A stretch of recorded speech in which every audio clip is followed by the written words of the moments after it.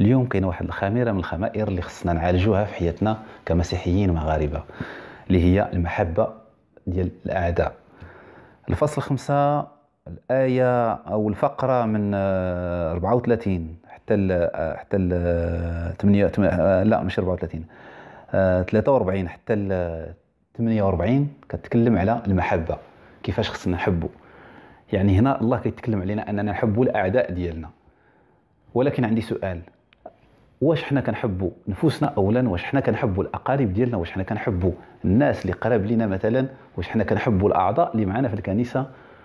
واش حنا يعني ما كنتكلموش على الناس يعني بالشر، او لا كنديروا لهم مكايد، ولا كنديروا لهم كنديروا عراقيل الخدمه ديال الله باش ما توصلش، ولا باش نوقفوا، باش ندمروا هذا ونحطموا هذا؟ يعني الله هنا كيقول لك حب العدو ديالك. نشوفوا الكلمه ديال الله شنو كتقول.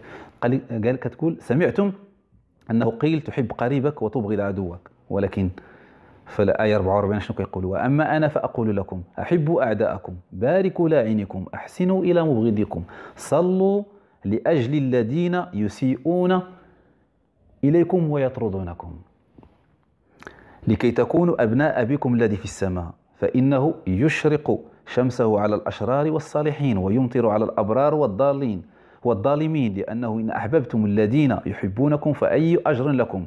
أليس العشارون أيضا يفعلون ذلك؟ وإن سألتم وإن سلمتم على إخوتكم فقط فأي فضل تصنعون؟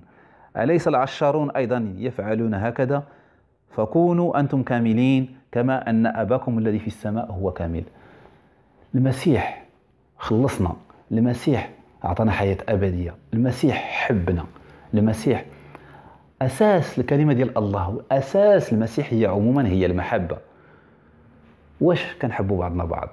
واش كنحبوا الأعداء ديالنا؟ واش كنعاملوا يعني المحيط ديالنا والناس ديالنا، الكنيسة ديالنا، الأعضاء ديالنا اللي واش كتحبوا بعضكم بعض؟ واش كاينه هذه المحبة هذه، ولا فقط شيء يعني تمثيل في وقت الاجتماعات، ومن بعد كل واحد كيعيش الحياة ديالو الخاصة والحياة ديالو ديال العالم، وكينسى الإخوان والأخوات ديالو؟ أنا الكلمة ديال الله واضحة بزاف، كتقول لك أحب عدوك كما كتحب القريب ديالك. يعني المحبة للقريب ديالك توازي المحبة للعدو ديالك. خصنا علاش؟ الله المسيح كسب العالم بأسره إلى يومنا هذا، ومازال في الأجيال القادمة بالمحبة. أغلبية ديال الناس آمنوا بالمسيح، العابرين في كل أقطار العالم، بكلمة واحدة أن في المسيحية كاينة محبة.